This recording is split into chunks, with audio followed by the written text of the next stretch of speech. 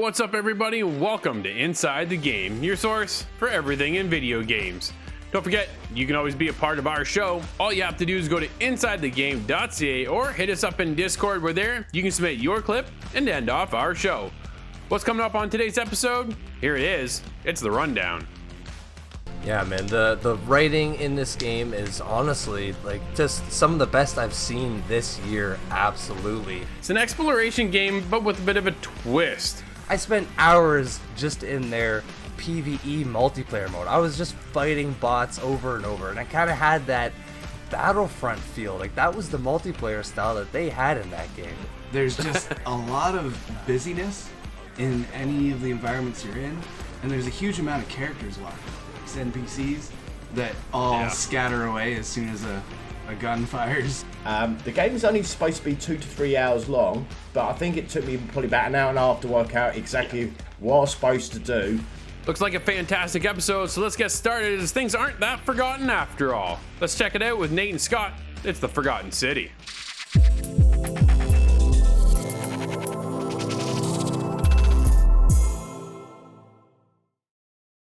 Nate, I don't know where we are, but this is the Forgotten City.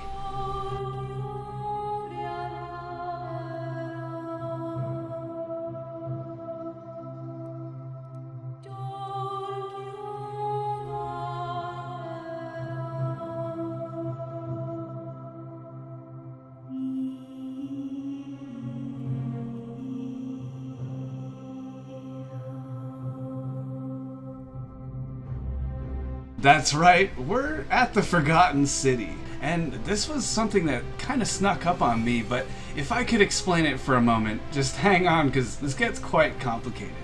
You start off as a lonely man looking through a forest for some reason, and you come across this character Karen, and she kind of tells you about some things in the forest nearby. You go and take a look, and you discover a lot of these gold statues around, these people looking turned into gold. This is really weird. And you go back to Karen, and she says, "Oh, I have a friend that went across the river to a place that you're gonna want to go to for some reason. It'll get you to safety." So you say, "Okay, thank you." Jump into the river, but you don't quite make it to the other side. You awaken after that moment in a strange new land, and you come to and you realize that this is actually old architecture. There's a lot of other people there, but speaking to them, you realize that they're all ancient Romans. It's quite a mix-up to get it started, but it seems that your issue is you want to go home. You're lost, and this isn't really your home. That's clear. But nobody on this city has found a way to leave the actual confines of the city. It seems to be walled off by some measure, or leaving seems to trigger the wrath of the gods, and that's not an understatement. There's actually a force that if any one person in this city commits sin, all of the people, the many, will suffer the results of the sin. And that means an angry god force possesses these gold statues, and they go on a killing spree, and everyone they kill turns into gold statues themselves. So you arrive at this place, and you know that to be true because there's gold statues of people everywhere, and it gets into such a thick mystery, but that's just the setup. And we're going to try and stay away from some spoilers here because it is a huge, heavily story-oriented game. But if you just want to explain, what was your first impression of this one jumping in? Well, Scott, like, first impressions, this game is all about mystery. Like you said, right off the hop, once you're in this mysterious town, you're kind of just set out talking to about the 20 or so villagers, and each of them have a huge backstory. All of them don't really fully understand how they ended up there. And through talking to the characters, you uncover some sort of, I guess you could call them quests. Some of them need items, some of them just need you to talk to other people. There's a lot to this game, but it is a little slow for some people. Like, I I did fight sleep a couple times, but again, once you really unravel or uncover what the story is all about, it really does hook you. And the action, there is actually action in this game. It doesn't appear right away at the beginning, but you do eventually get a bow, and that really just kind of when the story opens up truly. Yeah, that's one of the first meaningful roadblocks you kind of break through, is finding out how to get that bow, and then from there you have a lot more agency as to what you want to do, and you can kind of put off certain scenarios because you're the only person armed in the entire city. There's a lot of interesting interwoven storylines between the different people, and you kind of find out that some of them don't trust each other. Everybody's worried because this golden rule, the golden law of the one person can ruin it for everybody. It's just something that keeps everybody on edge, understandably. So you're doing a lot of quests to kind of solve those worries for a lot of people, and your overall quest is to get home, of course. Now there's one man in the city actually that when it comes to the laws being broken, if somebody does commit that sin, he will run to an altar and open a portal. Now this portal, this ancient magic, you can actually use, and you walk through the portal, it resets the whole day, and you just appear back as you entered the city. And that's the big loop. You can find out all these things about people and kind of keep that knowledge, and items in some cases, to bring into the conversation the second time around. And now you can tell people you understand that they're lying because you have evidence, and I have this letter from you. You said this, and they're just mind blown because how is that even possible? There's a lot of really funny reactions you get out of characters, and sometimes you can insinuate that they're going to do a law, or that they break a law rather, and they just do not handle that well. There's a lot of different personalities. And as for the overall mystery of this game, I understand exactly what you mean about the pacing. It is quite slow at the beginning because you're brand new and you haven't really learned what's going on and who these people are. But just like when you get the bow, there are several kind of realization points. Yeah, exactly. And that's where the game really opens up, because you realize, like, wait, I can do basically whatever I want as long as I don't trigger the golden wrath, we'll call it. But eventually you might want to do that too. And if you want to get out of this world, you have to solve the mystery of who will commit the sin. You and the man who sets the portal work to avert that disaster, and therefore he does not make the portal. And that is the same portal that brought you here in the original instance, so you would, in that instance, not be in the city. It creates a paradox where you never entered the city to begin with, therefore you're free. Now, that's something, if you are creative, you can find your shortcuts. I'll say that much. You can avert that portal fairly easily, but that also brings me into the point that I want to make. There is 4 different endings to this game. So based on your completion, your affinity with certain characters over others, maybe you just become a catalyst of a disaster. It's all up to you to form based on your experiences in this game. And I think that's really, really intelligently written. Yeah, man, the writing in this game is honestly like just some of the best I've seen this year, absolutely. And with the 4 different endings, it just adds so much, honestly, replayability, I guess you could say. So, Scott, I think we're about ready to wrap this one up, dude. This is a really solid experience. And, you know, graphically, we're playing this on the Series X. It looks really good. I only had maybe a couple times where light was popping through stone walls, but that's so minor. The whole scope of the city and everything is magnificent. And once you kind of get through that first start of the game, and you know, once you fully understand what you're doing, it's a wicked experience. Yes, I agree with you on basically all of that. It is a very deep game to get into, but there is a pacing issue at the beginning. I would like to explain it as it's a tough egg to crack. But once you get beyond the shell, there's a huge amount of stuff that it's really hard to explain without just giving away the storyline. It's really something you have to express for yourself and kind of find your way through this story. It's so deep. And the voice acting and the audio in general, I have to touch on that. It seemed extremely well done. The voice actors use different accents, sometimes they use Latin words, and the soundtrack behind your kind of just mysterious prowling around the city, it all matches the ambience very well. I enjoy it. And when the sin happens and the wrath comes upon you, the sound changes again and matches that really well. The game looks pretty good. We're on Series X, so I would expect that, but like you say, there are some glitches, a couple bugs. Hopefully things that'll be solved in day one patches. It is worth noting we have this just slightly ahead of release, so some of that is to be expected, but that didn't hurt my score. I completely got hooked by this game. I'm in there with an 8. Awesome.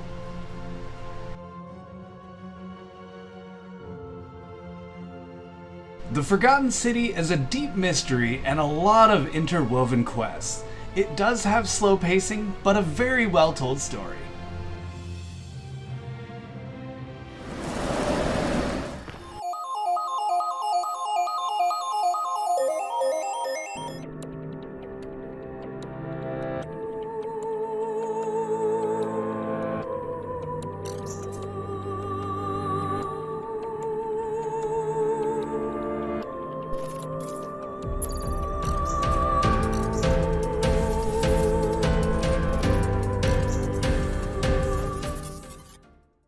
I'm grabbing my PlayStation VR to become one with nature.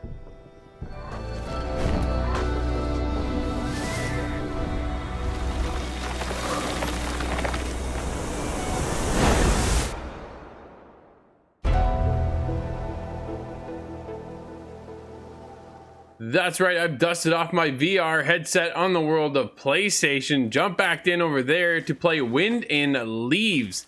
This is a very unique, relaxing game that I've been having an absolute blast with. It's an exploration game, but with a bit of a twist. If you've ever played Flower, this kind of reminds me of that particular game, but with a twist. Being in VR is a whole new experience. Basically, you are stranded on this world, and it's a barren wasteland set in this desert-like setting, and your objective is to go and grow nature. Just have a forest grow beneath you and understand the comings of the world and what happened here and why is everything so barren and where did everybody go, or where did the creatures go. There's very subtle hints here of a story, but you're really just kind of relaxing and planting a lot of trees.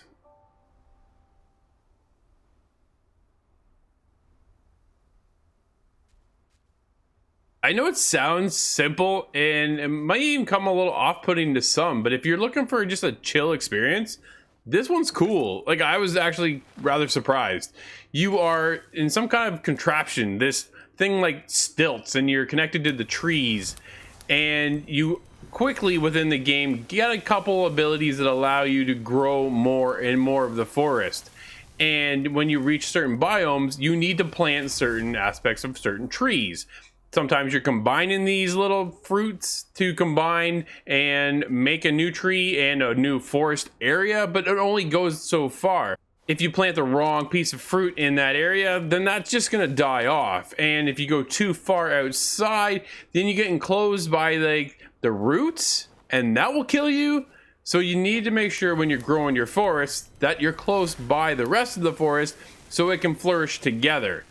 It sounds a little weird, but to me, this game was just, it was one of those experiences you just sat back and you go out and explore and find out what's going on. It was just a cool, different take on a VR experience that wasn't too overpowering, but yet still there for a good time. What I did though, was kind of do it in small bursts. Otherwise, the movement within the game sometimes brought on a little motion sickness, and then that's always a struggle when it comes to VR, is how do they conquer the effects of motion sickness. And you have the ability to take off the hub and go out and just go, or you can have it so it sort of like zones in. So I did both ways to see which one will kind of help ease that motion sickness. At the end of it, it didn't really matter. It was still by the time I put in an hour or an hour and a half of game time in VR, which is often for a lot of us a long time to be there, but if you're in for that long, I was pretty well done by the time my hour to an hour and a half was up.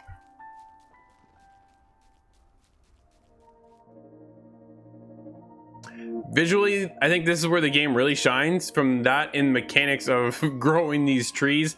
I love the art direction that the team took over at Tribucket.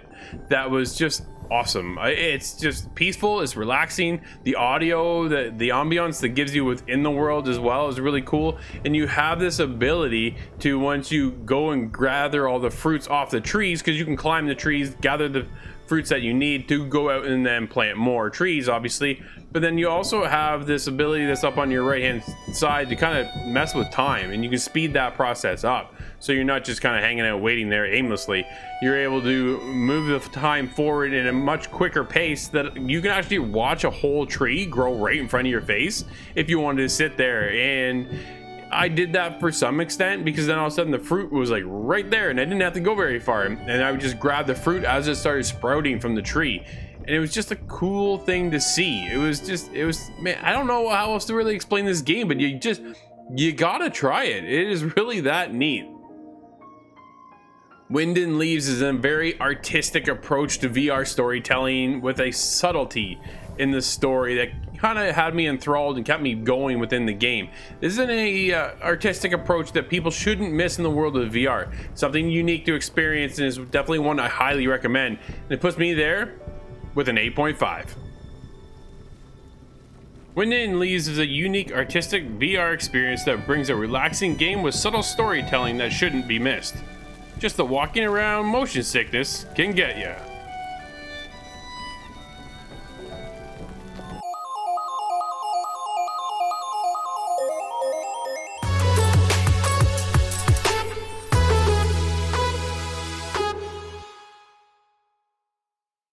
Guys, we've been taking a look back at a lot of games lately over console generations and so forth, and this time Xbox is up. Nate, why don't you kick things off? What Xbox title do you want to see make its return? Man, well, there are several titles, of course, that I would like to see, but something that really just came out to me as of late is Conquer, Live and Reloaded. That was the game, that was my first Conquer game I ever played. And back then, I just remember being like, whoa, this is so gory and over the top. Just little squirrels attacking bears, man. It was fantastic. And it just had this really quirky flavor. Like, I spent hours just in their PvE multiplayer mode. I was just fighting bots over and over. And I kind of had that Battlefront feel. Like, that was the multiplayer style that they had in that game. Yeah. And then the campaign, too, it was hilarious and just grungy, and man, I think Xbox absolutely needs to bring back that series. Rare has done some fantastic things as of late. Sure. So to see them maybe kind of bring that side back, oh, count me in, boys. What about you, Steve? What's your Xbox Rare gem that we would like to see come back? Well, this one has a lot of memories for me because when Lewis was younger, my son, we used to jump on. He used to come in the mornings before we all wake up before breakfast and play a game. And this was the third one in the series, and it came out in 2005. And it's Time Splitters Future Perfect. And it was the split screen co-op, and it was the comical sort of the graphic style and the quirkiness and the one-liners. You know, playing Sergeant Cortez and just going through different times. And that for me, I know they nearly bought out Time Splitters 4, then it got delayed. But honestly, I would love if they bring another one out, split screen, and I'll be straight on with Lewis and say, come on, we're playing this again. I'd love to play a game with Lewis again, Time Splitters. Just 15 years later, man, and way Oh, better yeah. graphics. Oh, I would love to see Time Splitters come back, man. What an iconic series. That game was so much fun. I love Time Splitters. Honestly, Steve, I would put that as mine, but I'm glad you chose that because now there's going to be 2 games in here that I definitely want to see back. The one I'm picking, you guys actually hadn't really heard of because it was on Xbox Live Arcade when that first came out. This game was made by Epic Games and Xbox Game Studio at the time. I'm talking about Shadow Complex. It was a 2.5D side-scroller kind of shooter adventure game. And this game was... A lot of people touted it as being a little expensive for what you got, but honestly, it was a pretty long game, and there wasn't a game out at the time that really kind of drew me in like that one did. The graphic style was really cool, the gameplay was really awesome. I mean, I kind of compare it to like My Friend Pedro that we played on the Nintendo Switch. I mean, it's that style of game, but that kind of just constant battling gameplay with the gunplay, it was just so much fun. I had a blast playing that game, and I want to see them bring it back, because that was 2009 when that one came out, and it had good sales numbers, and it was just one of those games because Xbox Live, or the Xbox Live Arcade, really didn't kind of take off like everyone was hoping for the way it worked, and then Game Pass kind of rolled in the way it did, and things took over that way. But honestly, I just want to see that game come back. What about you, Drew? Well, Corey, you touched on it, right? You said Game Pass, dude, because my game just recently came to Game Pass. Crimson Skies is back. And the other day, you're like, Drew, I saw you in there, dude. How was it? I went, yo, man, that is it's showing some age. I gotta be honest. It was fun to jump back in because the minute I went back in, I was like, oh, it felt so good. But it's that transition from we went from like 2D into 3D, and the models they tried, man, taking a look at some of these things, I was just, this is pretty bad to look at nowadays. Dude, it wasn't even full screen, right? Like I'm on my 4K screen, and it's got the shrunk down ratio and the black bars on the sides. So I'm like, oh, this needs a remake. No. So classic bad. 4:3 ratio, baby. I'm pretty sure that's what it was. Dude, it was hilarious. It was great to be back, but we definitely could use a new one. A lot of people love this game, and it's definitely overdue. I can't stress enough how much it would be so cool to jump into a multiplayer aspect of that with dogfighting with all you guys. Like, really. Man. Dude, it'd be so cool. But either way, that is my game. We only touch the surface when it comes to Xbox. Let us know insidethegame.ca. What's your Xbox game?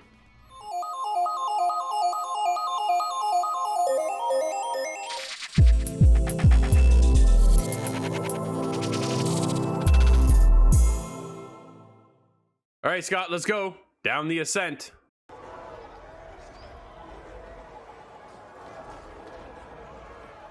Scott, you and I jumped into the Ascent. You're playing over on the PC. I'm checking it out over on the Xbox Series X. And this is a brand new title from Neon Giant. This team, dude, is 12 people that made this game. I can't believe that. No.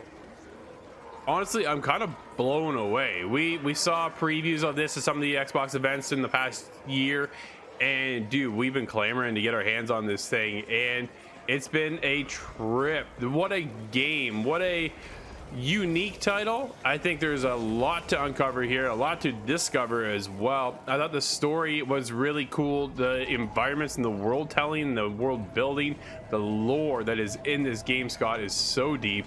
There's a ton going on, and I still keep going back to the fact that it's 12 people. Yeah, they've packed a lot into this, and you mentioned environments, and that's the first thing I believe that got our attention when it was revealed. Yeah. It kind of has that cyberpunk aesthetic, but everything is much grimier, and it does not seem like a happy place. But there's just a lot of busyness in any of the environments you're in, and there's a huge amount of characters walking. It's NPCs that all scatter away as soon as a gun fires. Almost got this like twin stick shooter aspect to it for the gunplay, which feels great for me over on the console. You're again mouse and keyboard, so a little bit different for you, Scott, in your play style. The cool part here too, though, is that it's actually co-op. Whether that is 4-person split screen, I wouldn't even say split screen because of the way it's played out. But you have couch co-op, and then you have online co-op. And I want to touch on this real quickly, the fact that you can't play co-op unless the other people are at your level. And I definitely highly recommend that, man, because some of the battles you get into this here, Scott, can be real tough. Yes. Well, first of all, I'm just happy that the actual co-op is there, both couch co-op and online. That's Yeah. a great thing, and I wish it was standard for just about every game that comes out. For sure. But I didn't get to play it co-op either, and I think that was really a missed opportunity on my part. To all indents entering cluster 13, behave. The bread and butter of this game is just clearing an area and moving through to the next plot, and there's just you're having to keep this health bar without getting touched the entire time, because there's not a huge amount of healing all the time, and these enemies are pretty accurate actually, so it definitely has some challenges. Absolutely. I think when you're in the battle within the environment, Scott, like you have this grand scope of your surroundings when you're in battle. Like the depth within the game for the graphic fidelity in your environment is incredible. And then you're met with this battle of a challenge in front of you. And if you run into the wrong group, like at one point I was only level 8, but I hit a group of level 20, dude, one shot and I was done. Like it was over, and I really didn't stand a chance.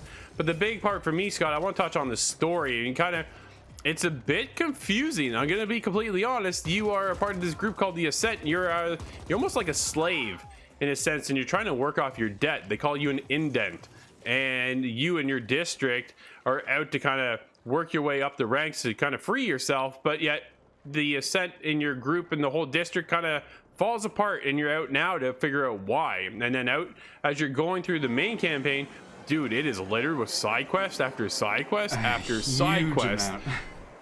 It was just every time I turned around, there's just another side quest there. Like there's so much content within this game. And then the other part that really kind of drives home the aspect of everything you're trying to work towards is all the mods and the upgrades and your character customization. Not really at the beginning of the game for your character customization, Scott, because the character customization was actually pretty bare bones. Yeah, it was just changing the clothing is basically the biggest maneuver that I did with that. Yeah. It just wasn't a whole lot to it. I gave my character some long hair and colored it really brightly colored, but that's as far as it really went. But as you grind through the levels, or grind up the levels rather, you get these points and you can put them into different skills, and that I think I basically put them all into health bar. And you can increase your accuracy. You can do stuff like that to use your abilities more often. Those are your mods. And there's a couple different ways that you could play. It seems like they thought about kind of balancing and giving you some customization in that manner. Yeah, for sure. Absolutely. You can go in and mod your gun. There's a whole whack of things you can do. And if you mod it yourself, that's okay, you can do that. But if you go to like a fixer who will actually help modify you, then you get other enhancements and things out of that. So there's different ways to kind of do it. In mid battle, you can go ahead and swap out things, or you can go and kind of maybe get a better deal if you go get someone at a shop to help you, and that will help you level up and improve your character and stuff along the way. Dude, the game is just so much content in it. And again, 12 people, man. It's so cool. Neon Giant, fantastic job. Yes, this is very impressive for 12 people to put this together. It's almost mind-blowing to see the level of quality that they've produced. And I want to mention, because there's so many of these shops that you're going through, and there's so many people and side quests, they're all voiced. And I think the voiceover job is actually really well done. There's a lot of these different characters. A lot of them are kind of angry. They have their own stresses. You get this feeling from them that matches the atmosphere of the levels. And the audio for me was just really good. I listened to voice acting, and I really appreciate that part.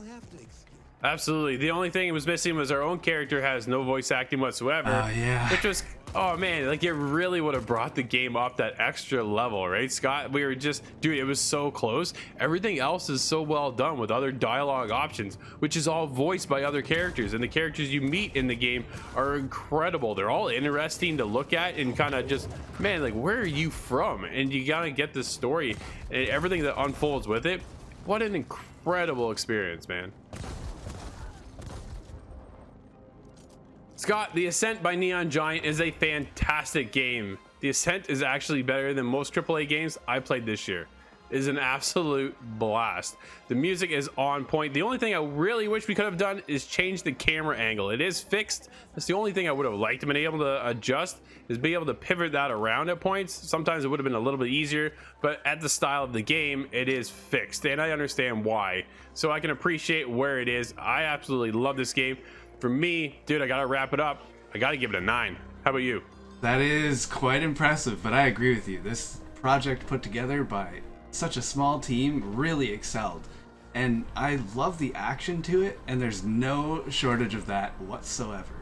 The other positive that stands out to me is the environments and just how busy they are and detailed, and this look about everything. It really gives you this otherworldly feeling. I was really interested in this one, and it did not disappoint. I'm there with a 7.5.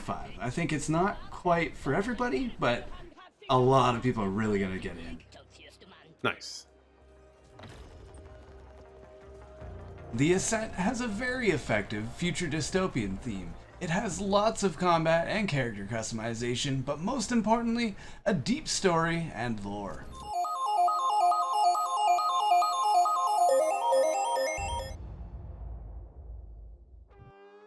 So the Xbox Series X and Series S are the fastest selling consoles Microsoft's ever had.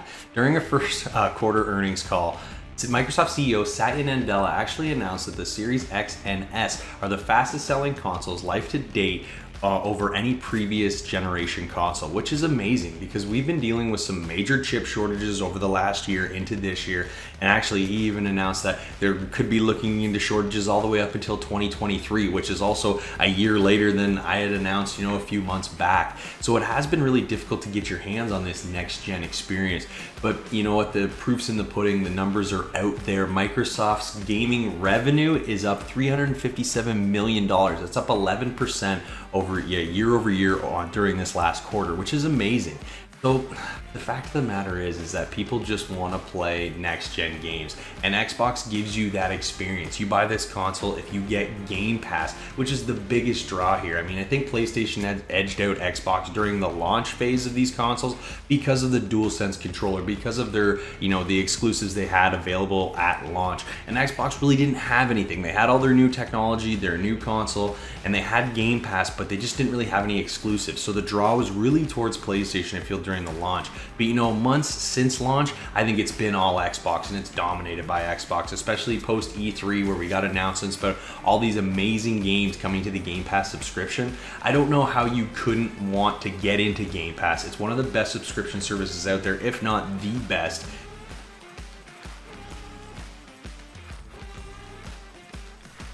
So this week, I'm bringing to you a creation story. Yes, the founding of a brand new AAA studio that is going to bring us the likes of a wicked sounding single player action RPG. Yes, there are $100 million invested in this game, guys. I don't even know what to think about that. That's so much money. And what this must bring is a fantastic title. The name of this studio, That's No Moon. This already has me excited. I love the name of the studio alone. And what's more exciting is who is actually involved in this team. Michael Mumbauer, formerly the head of PlayStation's Visual Arts Group, is the CEO of That's No Moon. And Tina Kowalowski, please forgive my pronunciation of these names, formerly the head of production of development at Sony Santa Monica. She is the Chief Strategy Officer. And that's just the start. We have Taylor Kurosaki, who will serve as the creative director, and Jacob Mingov, he will be the game director. These two both previously worked together at Infinity Ward and Naughty Dog on Call of Duty, Modern Warfare, and The Last of Us. But alright, you can clearly tell I'm excited for this new studio to start working on this game. I'm not sure if this is going to be a PlayStation exclusive. Lots of PlayStation heads are working on this game, but it just sounds like we're going to get an awesome single player action adventure game.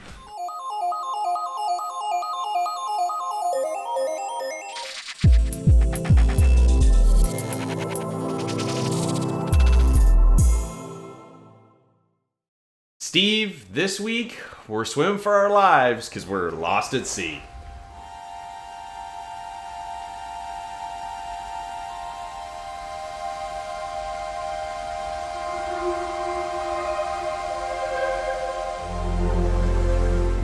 Steve, we're checking out a walking sim this week, Lost at Sea. This is an interesting one. We've played a few walking sims and reviewed them together, so we kind of got a good handle on what this genre's all about. I mean, it's usually slower paced. We're into a more of a narrative-driven story. I mean, some of these games, depending on how they're laid out, can really grab you and bring you in. And Lost at Sea kind of had the makings of this at the beginning. It kind of leads you into this mysterious kind of world. You start in a little bit of a boat and you kind of roll in through the title screen, Lost at Sea, and you end up in this island. And the way you kind of go about it is you start to play through the main character Anna, her memories through her life, and you kind of go through the trials and tribulations of what she's dealt with.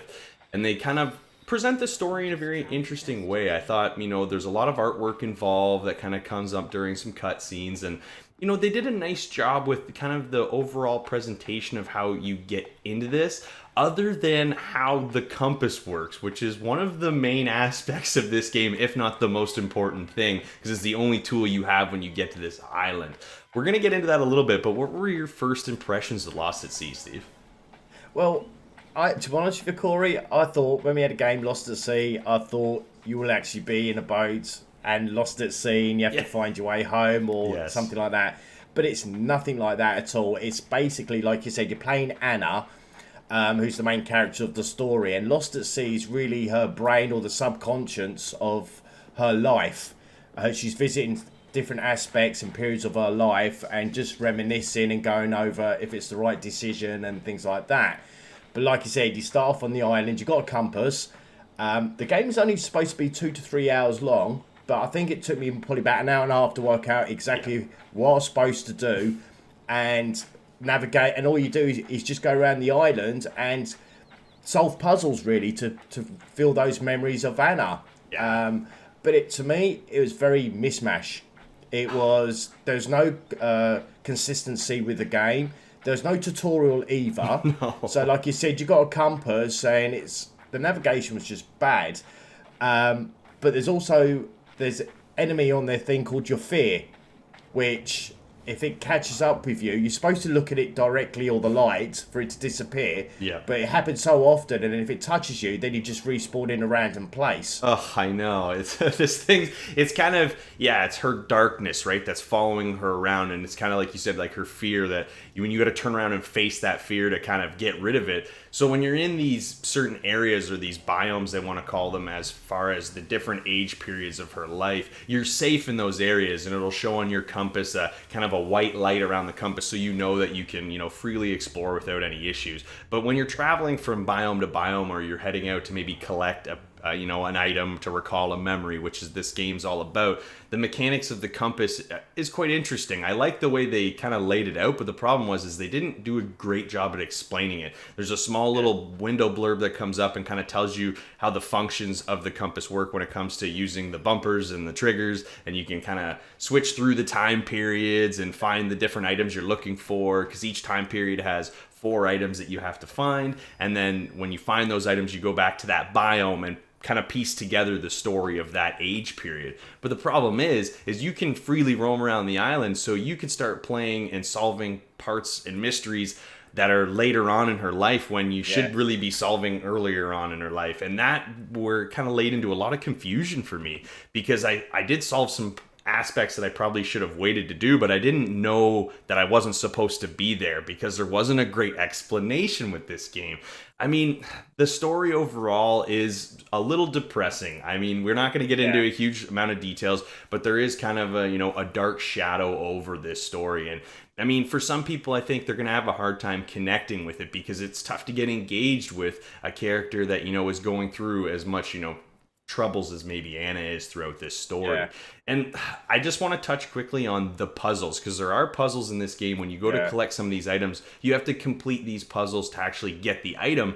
And I'm telling you, they're the ones that got me the worst, Steve, were where you have to kind of escort someone, and all it is like footprints in the sand, and you can't cross their path, they can't cross your path, and I ended up having to redo a lot of those challenges. Did you have a difficult time with those? Oh, I find it very frustrating. Again, like you said, you see something in the sand, and it'll be like pebbles, and it'll be like sticks of 2 characters. And like I said, they're walking side by side, and there's brick walls on a beach, just obstacles in the way. Yeah. But you have to get your feet side by side with an imaginary person. Yeah, it's like an orb a lot of times that follows you around. Yeah, and if you don't follow the exact footsteps or the right direction to get to the end, it goes back to the beginning again. Respawns you.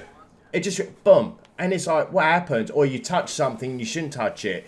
Or another one of the puzzles is like you get like a red, I don't know, an object coming out the water.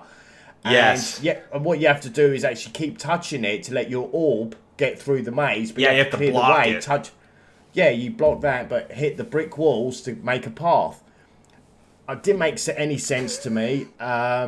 There's points. I don't want to talk too much about it, but on the puzzles because it gives the game away. Yeah, I know. But it's kind of like musical chairs. Yes. Is one of them, and you have to sort of wait for the music to stop and then just stand on a chair. Or some of the puzzles, it just happens automatically. Mm-hmm.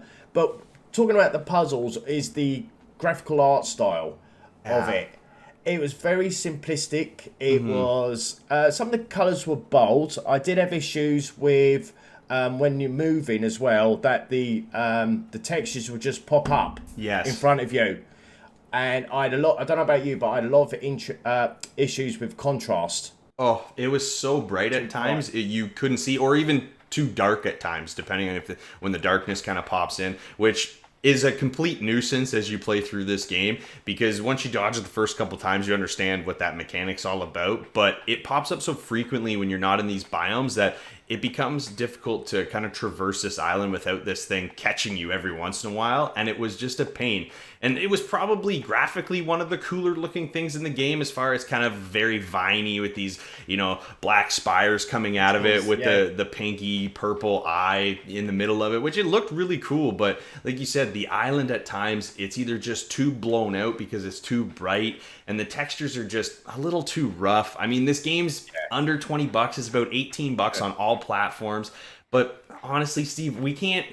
there's not too much else we can say about this one without giving away the actual story.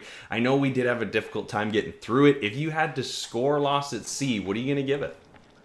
Well, like we just touched on about the graphics, even the moving around, it was just like we said earlier, it's 2 speeds, slow and extra slow, and you have to keep going from one point to another just to sort of, it felt like it was dragging the game out to make it longer than what it needed to be. Yeah. And on that front, I love the narrative side. The voiceover was good on Anna. Yeah. But the rest of it, to me, I couldn't connect with it. I'm giving this a 3.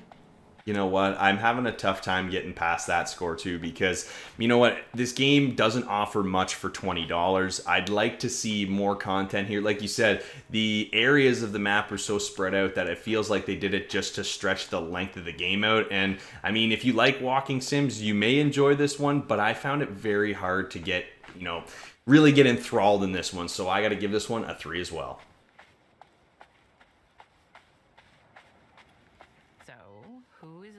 Lost at Sea tries to tell a story of heartache that players may find difficult to connect with. The slow pace and lack of instruction make this walking sim hard to stick with.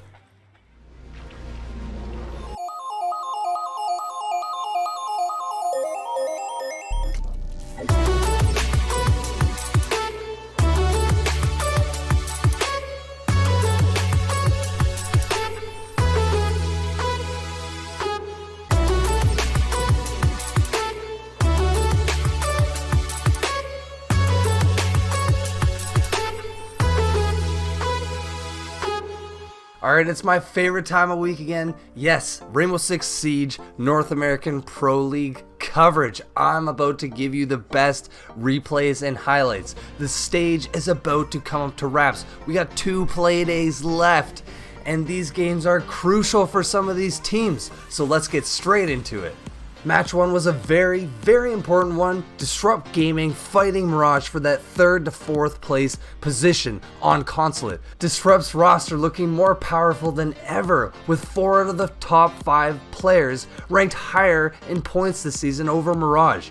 Mirage being on a bit of a struggle fest lately, unable to secure a solid victory over the last few matches. All of these factors cooked together ended in the continuation of the meta. Disrupt all over this match for most of it, with the likes of DP Fire going 9-1 in 5 rounds, and Disrupt as a whole getting the opening kills every round in the first half. But Mirage still putting up a fight with some incredible plays. Dream busting out, in my opinion, the play of the day. Portion of HP, not very much time left. Diffuser getting planted, it goes down, and a nice spray control from Dream to take out Retro. 2 more targets for him. He'll vault outside. Beautiful play, but he's detected. Shuttle will have to shut him down. Will he wait it out? That's the real question. Diffuser is down, Shuttle upstairs, spotted. Dream's going to take matters into his own hands. Smoke it off, and there's some more cover to try and deal some damage to Shuttle. The thing for Dream is how low he is on HP. Shuttle just needs to shoot him through the floor. All he's got to do is find him. He doesn't see him. Shuttle will drop. He's on the diffuser. How do you not know where he is? Mirage ends up taking it. Shuttle can't see through the smokes. Goodness gracious, Mirage end up taking a puzzling round. But like I mentioned earlier, these clutch plays couldn't hold up against the brutality of Disrupt. With most of the match being in Disrupt's favor, the 7-4 victory for Disrupt locked out Mirage 100% out of any playoff contention. This means that both Ascent and Mirage have no hope for making the playoffs next month.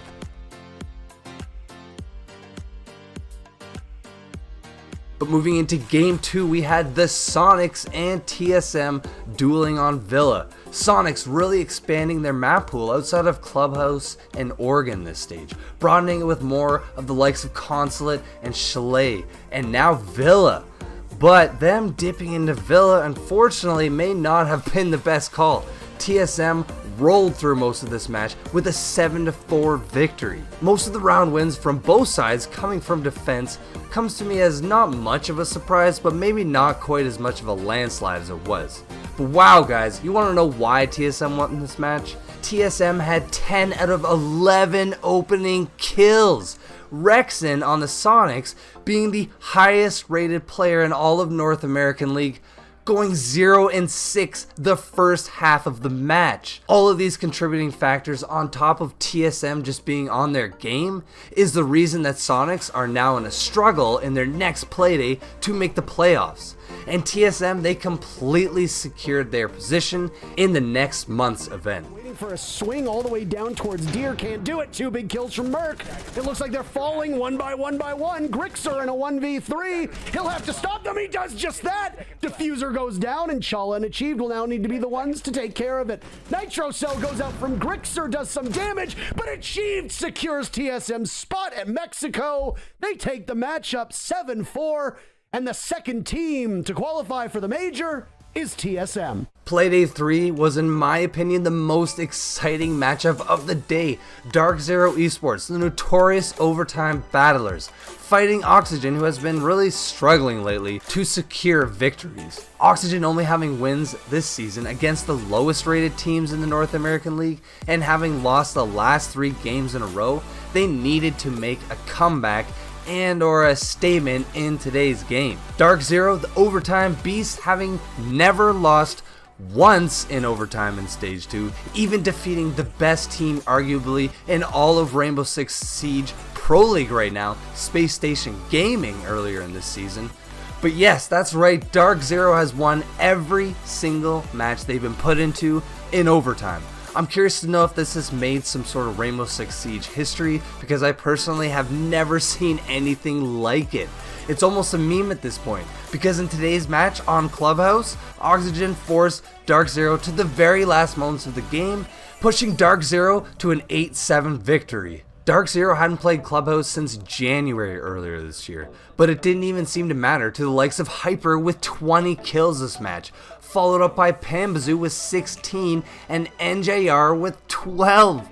Oxygen, though, as you could tell by the score, they put up a hell of a fight, pushing Dark Zero to the very last round and busting out a win on bar defense on Clubhouse for the very first time in North American League history. But as mentioned earlier, Dark Zero is the team to win in overtime, and they did with an 8-7 victory, shoving Oxygen completely out of hopes to go to Mexico in next month's event.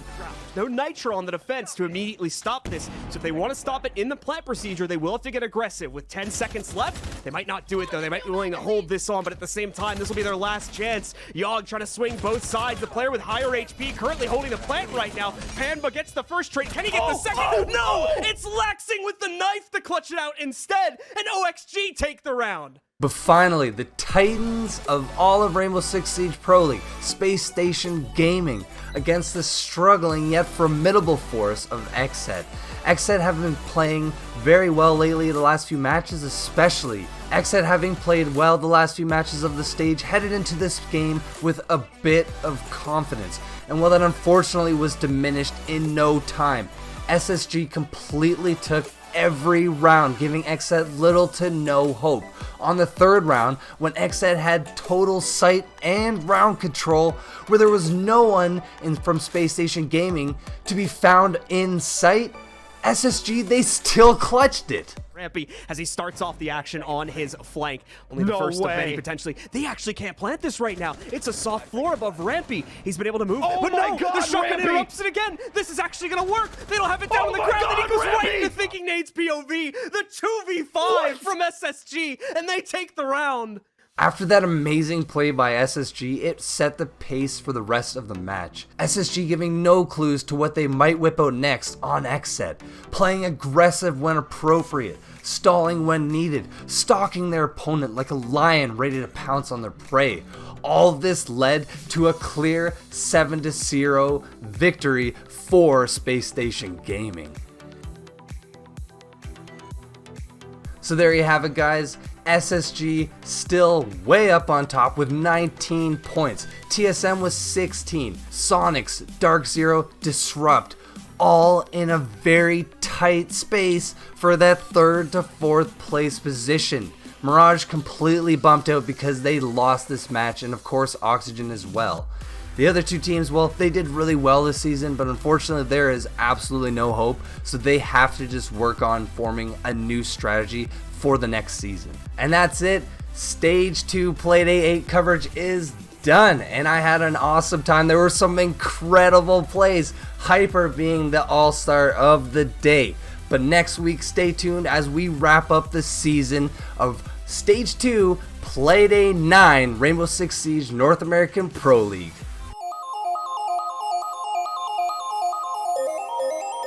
The guys and I were live over on twitch.tv/theofficialitg. We're there. We were checking out the latest game mode and update from Hood, Outlaws, and Legends.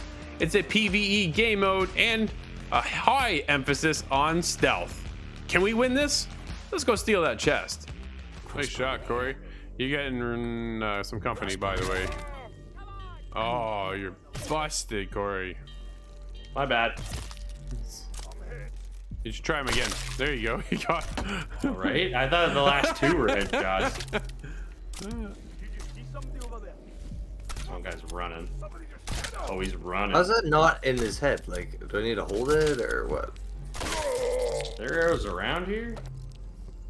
Yeah, right here. How about you guys? You guys got company up top, eh? There you go. Did. Yeah, Steve's got me, man. Okay. Well, I just saw. I looked up. There's like one guy standing there. You two just looking at each other. I didn't realize. Yeah, those arrow chests do run out of arrows. So. Oh, okay. I'm capturing A. Couple out of there. He's farther down. He's coming This down. body says Yeah. it's coming towards you, Drew. Okay. It's coming your He's still way. got the key too. Yeah, he does. Yes.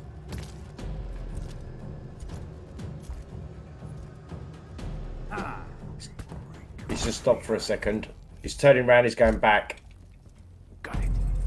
Nice, good job.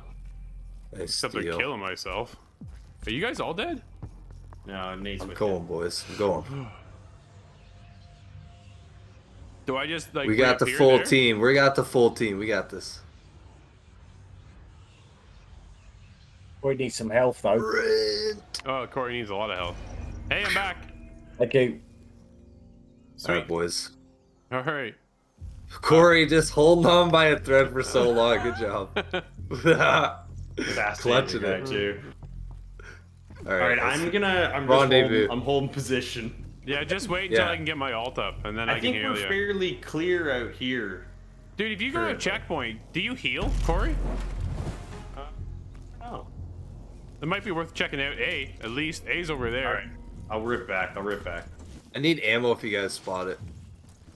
There's some in the center of the. Oh, there's one right here, actually. area. Sorry. In There the. should be one inside. Cool. I don't see anybody. Oh, did we get it?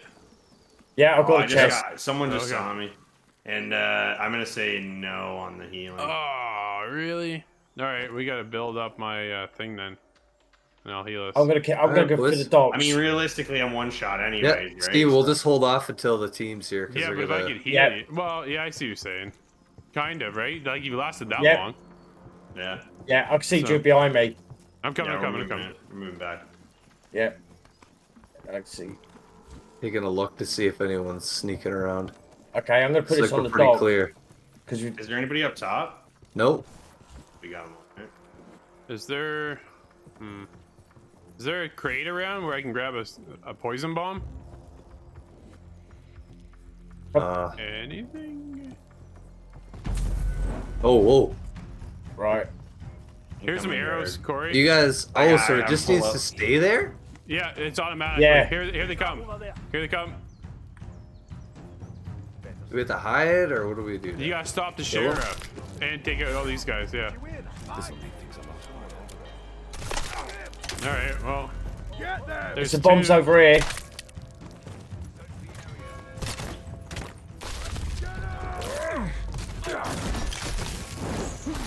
It's so glitchy.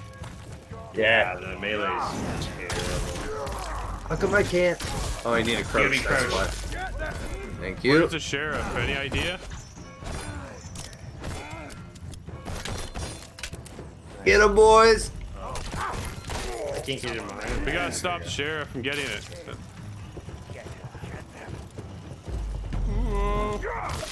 Oh man! Oh. I got him, Steve. I'm dead. Go for the sheriff. Here you go, guys, go! Try to hit that guy with it. Oh, I'm back. Nice, Corey, over here. Got me. Oh, Steve, no. Oh, dude, I'm There's down people now, too. everywhere, man. Oh, I just got killed There's from behind. so many people. How do you was stop just- that? Like, I get 7 arrows. How am I supposed to stop? Oh man, that is. You guys are back. I'm invisible. Oh no, the sheriff's here. The sheriff's here. No, the sheriff's Stop gonna get him. it. Stop him. I sacrificed myself. Oh. He's trying. Oh. He tried, Yo, dude. that is not easy. Yeah. Oh, That's hard. That is awesome. It's so hard though. Oh man, that's funny. Man, did I not bring you guys back by grabbing your No. tokens, or did I need to No. go somewhere? You had to go to Yeah. you have to go to a checkpoint for that, man. But how did you? You brought How me did Drew back. spawn back? I think you went to the chest. Oh, but it was contested because the sheriff was there. Oh, that's why it went red. It went red when he walked Makes in. sense. Makes sense. Yeah. Oh, so you were so close. That'll wrap up today's episode. Thank you for hanging out with us. And as always, you can be a part of our show. Just head to insidethegame.ca or hit us up in Discord, where there you can submit your clip and end off our show. Here we have Collins this week. Can he really pull this off? Let's check it out. Until next week, everybody, thanks again, and we'll see you inside the game. Swing and a liner. And that finds the outfield grass for a base hit. He hit the corner and tries for third.